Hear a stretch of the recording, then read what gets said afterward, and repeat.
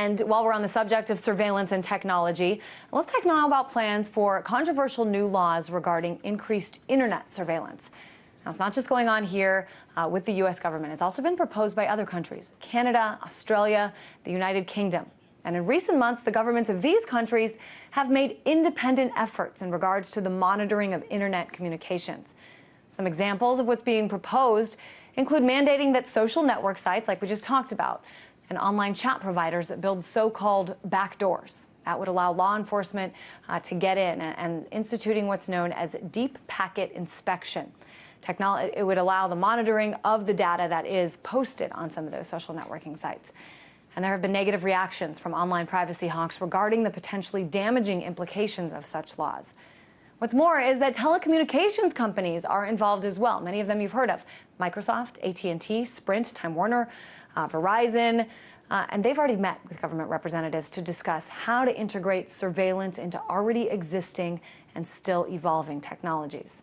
So I want to break this down, and to help us do that, let's go now to Privacy Coordinator for the Electronic Frontier Foundation, Rebecca Bowe. Rebecca, thanks for being on the show. Oh, thanks so much for having me. Absolutely. First, just tell us, why is it of interest for these other countries to be involved and to sort of work together to standardize surveillance laws? Yeah.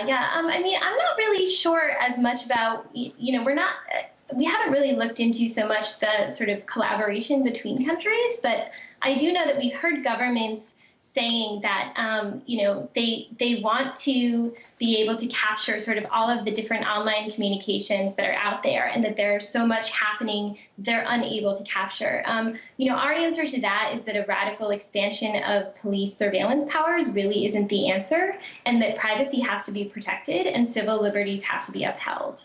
Oh, we just lost your face there for a second, Rebecca.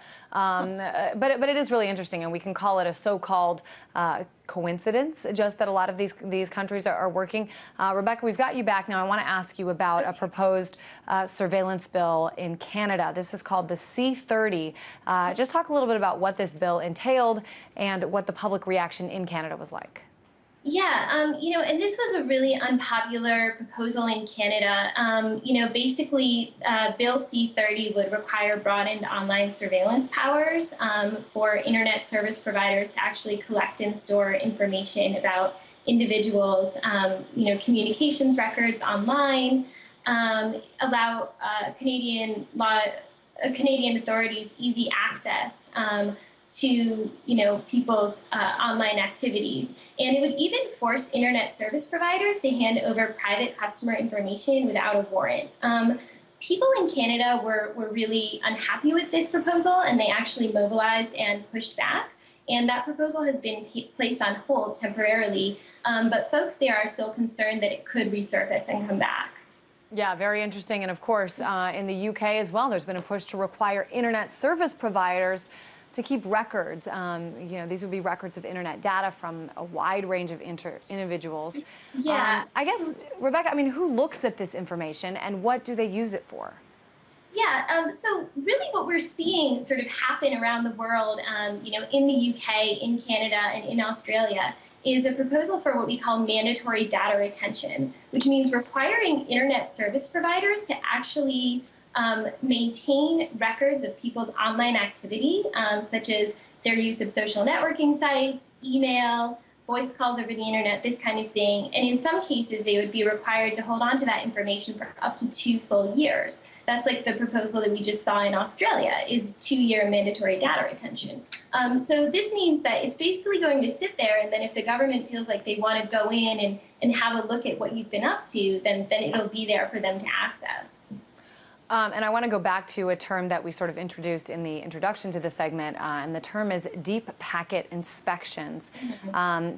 Tell us a little bit about what this means, and why people who are against these proposed surveillance laws are concerned about this. Yeah, that essentially means that it's the ability for governments to sort of look within the content of communications and not just sort of who it's being sent by and who it's going to. So that's actually dealing with the content of people's communications. So we talked about Canada and we've talked about some of the laws in the UK. Let's talk now about what's going on here in the US in terms of surveillance laws. How do the laws here, both that have been passed and that have been proposed, stack up against kind of what we're seeing in these other countries? Yeah, we actually had, a victory against a mandatory data retention bill here in the U.S. But of course, the Electronic Frontier Foundation is famous for our case against the National Security Agency and AT&T for the warrantless wiretapping, which is the same kind of, sort of dragnet, untargeted mass surveillance that we're seeing sort of proposed in these other countries like the UK with the data communications bill.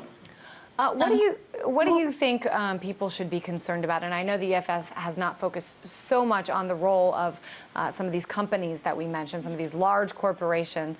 But what do you think are some of the major concerns when you have, the Verizons and the Comcasts and the Sprints, basically the major providers of both cell phone and cable, when you have them kind of collaborating with governments, what should we be wary of? I mean, I think the thing that we really need to be wary of is a shift from sort of, this system where governments will listen in on people's communications because they have probable cause and because they have an actual suspicion of wrongdoing, and moving to a world in which they're listening in on everyone's communications, just of ordinary people, regardless of whether they're suspicious or not. It's this sort of, mass and untargeted surveillance that we really need to worry about.